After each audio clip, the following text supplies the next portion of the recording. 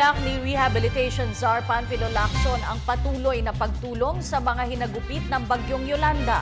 Ayon sa kalihim katuwang ng pamahalaan sa pagsuporta sa ating mga nasalantang kababayan, ang mga bansang kasapi ng ASEAN. Si Sweden Velado sa detalye. Tiniyak ni Rehabilitation Czar Panfilo Lacson na tuloy-tuloy ang ipinapaabot na tulong ng Office of the Presidential Assistant for Recovery and Rehabilitation o OPAR para muling makabangon ang mga biktima ng Super Typhoon Yolanda. Ayon kay Lacson, tinatayang nasa 171 billion pesos ang budget na ilalaan ng pamahalaan para maisagawa ang mga proyekto ng OPAR na may temang Build Back Better and Safer. Tinalakay ang mga programa sa isang closed-door conference kung saan kabilang sa mga dumalo sila Foreign Affairs Secretary Albert Del Rosario, Department of Social Welfare and Development Secretary Dinky Soleman, ASEAN Secretary General Lee Long Min at mga kinatawan ng mga bansang kasapi ng ASEAN.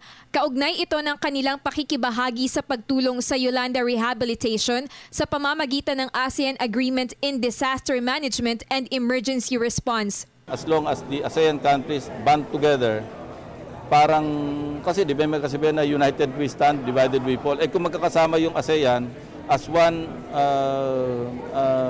group of countries, we can stand up to any threat in any form. Hindi lamang sa disaster, kundi yung security threat. Matapos ang pagpupulong, sinundan ito ng Community Rebuilding Technical Workshop kung saan ibinahagi ng ASEAN member states tulad ng Indonesia, Myanmar at Thailand ang kanilang mga naging karanasan at natutunan matapos hagupitin ng malalakas na bagyo, lindol at tsunami. I just hope that we can see soon the implementation of the commitments. And then we would communicate with the national coordinator in the Philippines to implement those commitments.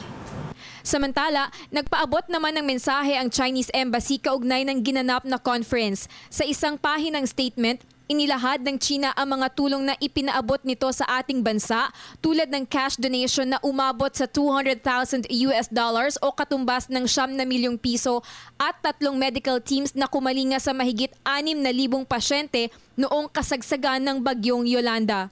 Sa huling bahagi ng sulat, nakasaad na patuloy na makikipagtulungan ang bansang China sa international communities, lalo na sa mga biktima ng malalakas na sakuna.